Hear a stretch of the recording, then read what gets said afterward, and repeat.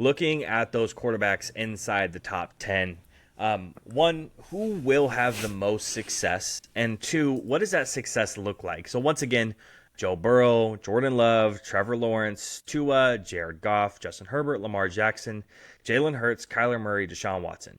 For me personally, success isn't a blanket thing, a bar that is set across every single one of these guys.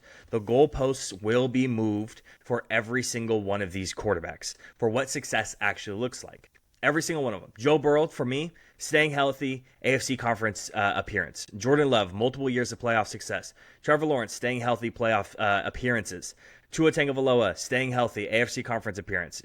Jared Goff, another NFC conference appearance. Justin Herbert, staying healthy, multiple playoff success, successful runs. Lamar Jackson, and a Super Bowl and potentially win. Jalen Hurts, Super Bowl berth and a potential win. Kyler Murray, playoff berths. Deshaun Watson, playoff success and staying healthy. Every single one of those guys are a little bit different in what the success actually looks like. For me personally, there's a couple obvious names to pick out, but I could say, oh, Lamar Jackson's the best quarterback here, so obviously he's going to be the most successful. But winning a Super Bowl and getting to the Super Bowl, especially in the AFC right now, is really, really difficult. Very difficult. For me personally, I think when it comes to success and what it looks like, how different it looks like for every single one of these guys, I think Jared Goff, Jalen Hurts, and Jordan Love have probably the best chance to reach the bar that is set for them right now. Jordan Love is probably the least likely out of those three because I've already brought it up, the lofty expectations for the franchise that he actually plays for, but also he hasn't had a lot of experience playing actual football in the regular season. I think he's going to get a little bit of leeway there, but I think his playoff success, I think his playoff runs are going to be looked at a lot more favorable than if Lamar Jackson has the same type of success. It's not going to be looked at the same at all. Jared Goff and Jalen Hurts both have teams that are surrounding him, or those two guys, a lot of talent surrounding those two guys. Individually, Jared Goff, I think, is exceptionally talented. I think they can make an NFC conference. Once again, I know Dan Campbell might think different, but I think he is poised to be the most successful out of these 10 guys. I think Jalen Hurts is right there with him just because the team that surrounds him is incredibly talented. Maybe not him individually, but I think you don't bank on success just off of one player. You give all the success from the team onto the quarterback, success and failures. So for you, who's going to have the most success, and what does that success actually look like? You know what I can't wait for? What's that?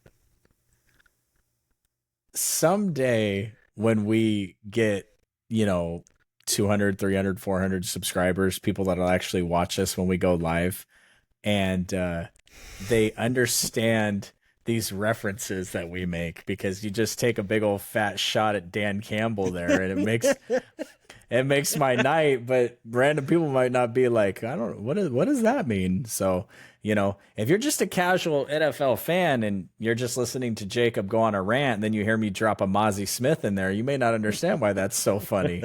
But I noticed you didn't comment on the Snapchat the other day, though, when we were talking about Mozzie Smith's season. You just let that go. You know what I tried to do is I tried to make it the Snapchat chat background, but you have to pay for like the premium version of Snapchat to do that. I'm like, damn it, that'd be really funny. No, I decided to let it pass because I wasn't going to deal with it. I opened it and then closed it. Yeah, I read some article about how he's primed to have a big season, and I was like, I sure hope so, because you couldn't even get on the field when the Packers are running all over your ass. So hopefully you put some weight on or something, boy, because oof. So these quarterbacks roll you back in, success, and what does that success look like? Who's going to be the most successful, or a couple of guys?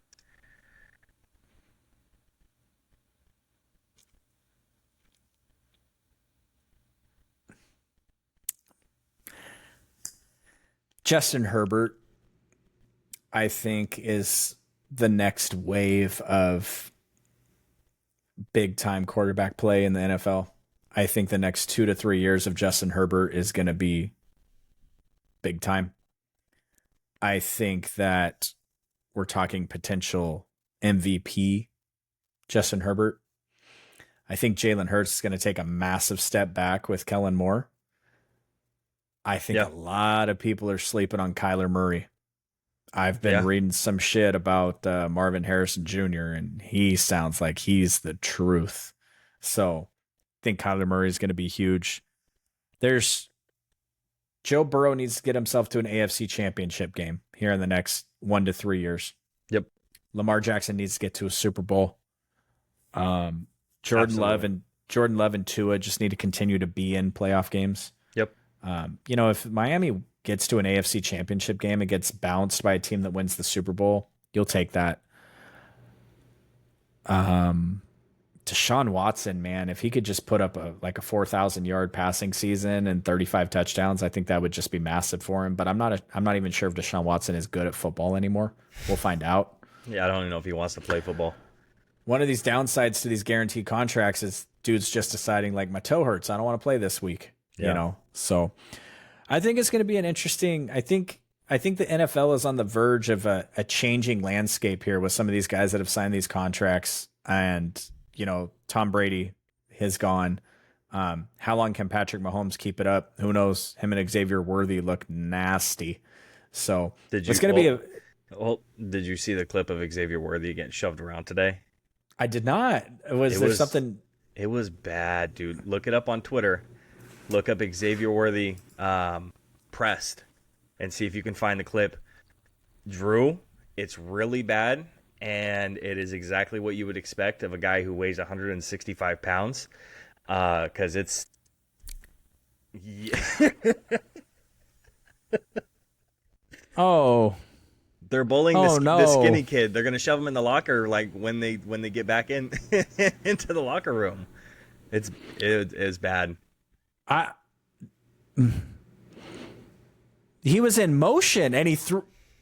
Oh, that's bad. It's one thing to get bullied by like Sauce Gardner at the line or whatever, but he went in motion and he just knocked his ass, and then the linebacker was like, Dude, they're playing ping pong. Pinball. They're knocking him around. It was bad. I'll tell you what. They're not running nothing to that man's side. They're not running, and they are not an up the gap team. They're outside the gap team. So whatever side Xavier Worthy is on, you already know they're not running that way. Right. Which of course means probably a game-winning play in the Super Bowl. They'll run to Xavier Worthy's side and win because, at least we can rely on the Chiefs. We know the Chiefs are going to play their players in the offseason, in the preseason. Absolutely.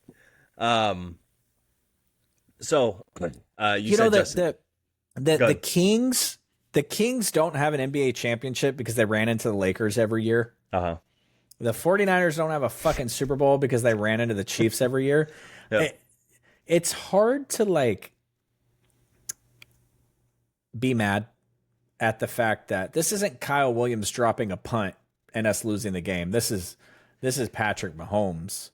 And frankly, Brandon Ayuk was wide open in the fucking end zone for the win, and for some reason our offensive guard decided to block out instead of in, which is not what the protection was. Right. So bad that our other offensive guard put him on blast on social media for being a fucking idiot. Drunk tweeting? Yeah, that's crazy. Yeah. I mean, God, that's the worst clip I've ever seen. It's pretty bad. I'll let the viewers look that one up. Looking at the top 10 once again, who's next up for a big deal? Two obvious names. Who's next up for the deals, and what are we roughly looking at? Which position? Quarterback. Oh, I don't want to talk about it, bro. So the obvious ones is both our teams. Dak's next up for a deal, and then Brock is next up for a deal. What I'm seeing for Dak projection, whether the Cowboys pay him or whether someone else does, whatever, 4 years, $224 million deal is roughly what he's looking at. And then Brock is being projected somewhere around a 5-year, 266, but it could be more. So that's the projection. A 5-year would be surprising considering how many quarterbacks signed 4 years. I'd be surprised to see a 5. So, but like you said, with the 49ers, how they structure the contracts, they might be a little bit different. Do you think it's more likely that Brock Oh man, I don't even want to ask this question. I don't even want to ask it. So, you think it's you think it's more likely that Brock Purdy is the highest paid quarterback in the league next year, or more likely that Dak leaves and goes to another team next year? There's been a lot of buzz about $300 million. Yeah.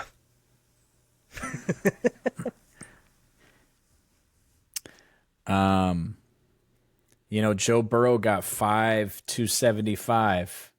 And I told you before this, I can make an awful compelling case on Brock Purdy versus Joe Burrow. I don't have the time tonight to do it, but 5 year, 360 million a year. How much guaranteed? Ooh. over half, Yeah. God damn. 180, probably. Yeah. Gosh. Yeah.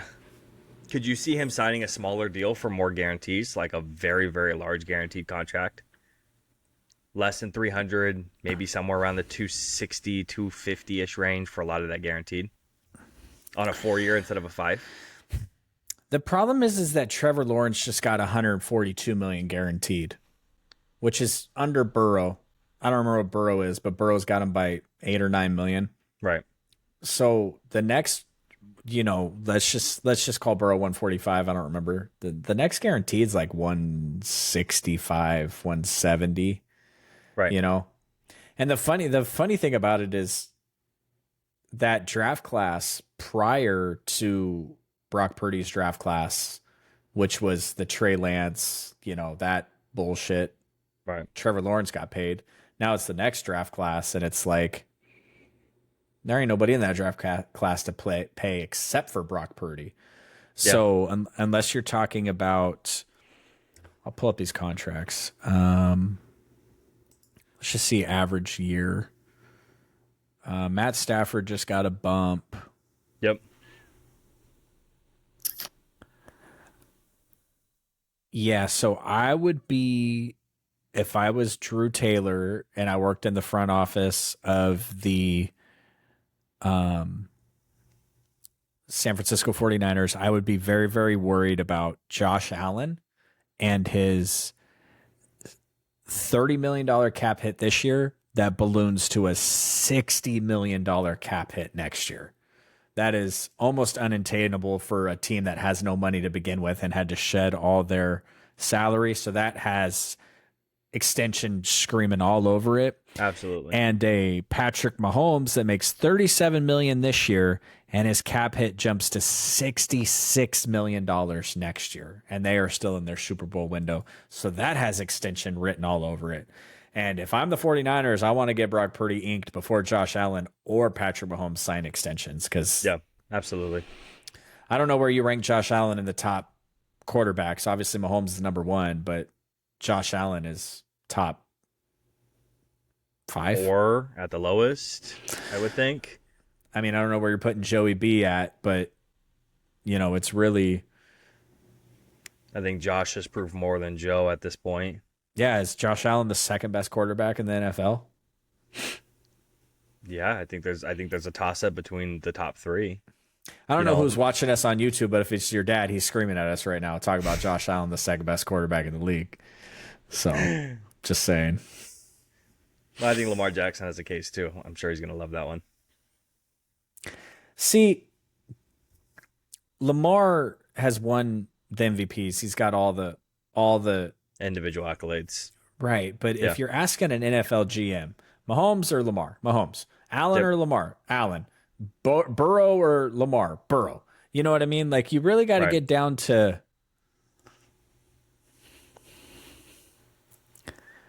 I mean, Justin Herbert or Lamar? I'm choosing Lamar. Right, but you paused, right? Oh, no, for me personally, I'm not thinking about it. I need Justin Herbert to show me a little bit more and actually be healthy.